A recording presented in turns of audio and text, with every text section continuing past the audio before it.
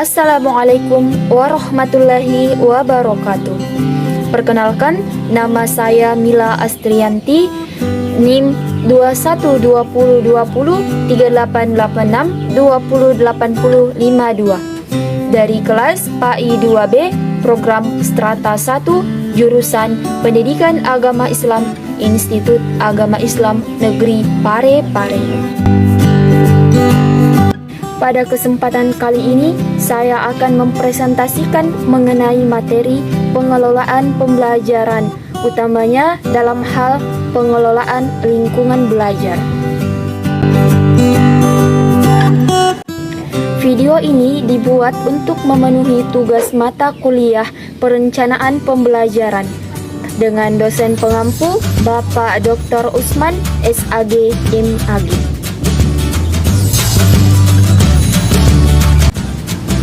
Sebelum masuk kepada inti materi, yaitu macam-macam dan pengaruh lingkungan pembelajaran, terlebih dahulu kita harus mengetahui apa sih itu pengelolaan pembelajaran. Nah, menurut Sujana, pengelolaan pembelajaran merupakan suatu kegiatan memproyeksikan tindakan apa yang akan dilaksanakan dalam suatu pembelajaran, yaitu dengan mengkoordinasikan atau mengatur dan merespon komponen-komponen pembelajaran sehingga antara tujuan, materi, metode, serta evaluasi menjadi jelas dan sistematis.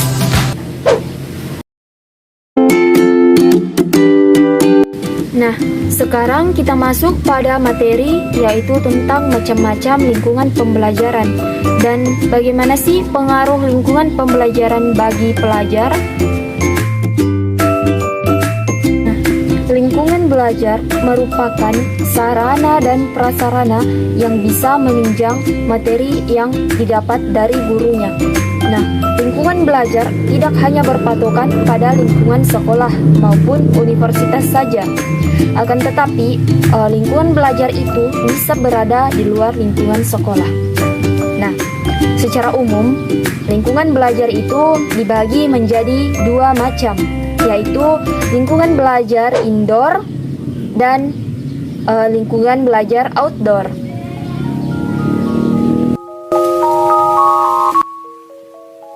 Yang pertama yaitu lingkungan belajar indoor. Lingkungan belajar indoor adalah lingkungan belajar yang memang sudah disediakan oleh manajemen sekolahan agar digunakan oleh para siswanya sebagai sumber belajar atau lingkungan belajar yang ada dalam sekolahan tersebut.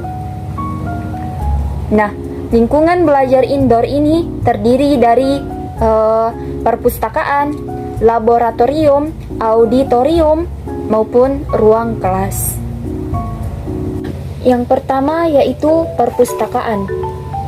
Perpustakaan merupakan suatu jembatan menuju penguasaan ilmu pengetahuan yang dapat memberikan kontribusi penting bagi terbukanya akses informasi, serta menyediakan data yang akurat bagi proses pengambilan sumber-sumber referensi untuk mengembangkan ilmu pengetahuan. Kemudian, yang kedua yaitu laboratorium. Nah, laboratorium merupakan tempat untuk mengaplikasikan teori keilmuan, pengujian teoritis, pembuktian uji coba, penelitian, dan lain sebagainya dengan menggunakan alat bantu yang menjadi kelengkapan dari fasilitas dengan kuantitas dan kualitas yang memadai. Kemudian, auditorium. Auditorium merupakan fasilitas utama dalam kegiatan rapat terbuka sivitas akademika, terutama untuk upacara wisuda dan dis natalis. Nah, di samping itu, auditorium juga digunakan sebagai sarana kegiatan ilmiah, antara lain stadium general, seminar, workshop pendidikan, dan kegiatan sejenisnya. Nah, kemudian ruang kelas. Ruang kelas merupakan suatu ruangan di dalam bangunan sekolah, di mana ruang kelas merupakan tempat untuk kegiatan tatap muka dalam proses kegiatan belajar mengajar. Kemudian Yang kedua yaitu lingkungan belajar outdoor. Nah, lingkungan belajar ini adalah kebalikan dari lingkungan belajar indoor, yaitu lingkungan atau sarana belajar yang berada di luar lingkungan sekolahan. Dalam artian, lingkungan belajar ini diciptakan untuk proses belajar mengajar. Lingkungan belajar ini atau lingkungan belajar outdoor ini terdiri dari museum, masjid, monumen, maupun lapangan. Nah, yang pertama, museum. Museum merupakan sumber dan media pembelajaran di mana peserta didik memperoleh informasi dan pengetahuan serta memberikan kemudahan bagi peserta didik untuk menerima sarana pengetahuan dari guru. Kemudian yang kedua yaitu monumen.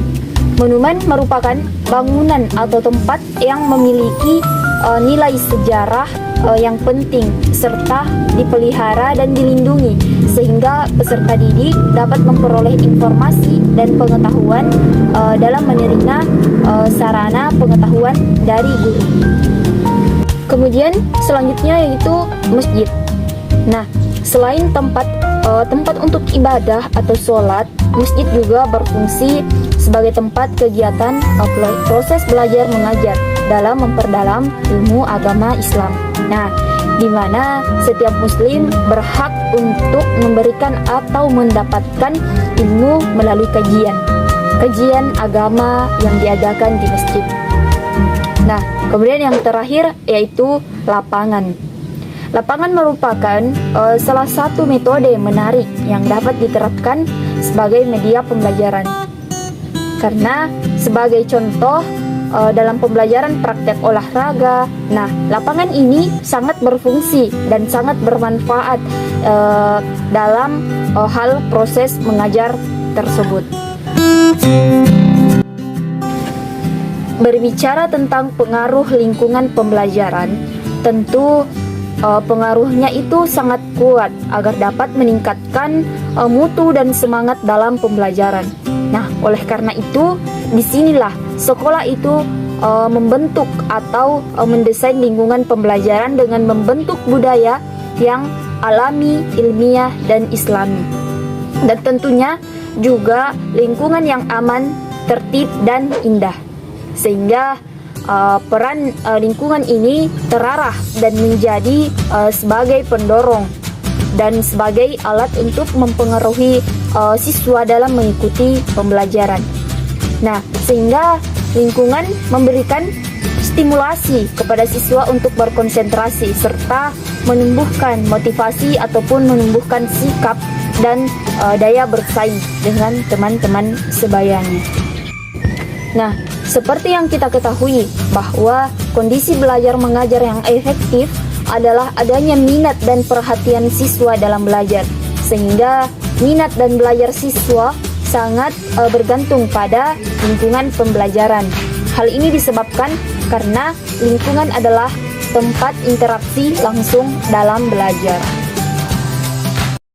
Baik, itulah tadi materi pembelajaran yang sempat saya sampaikan mengenai macam-macam dan pengaruh pengelolaan lingkungan pembelajaran.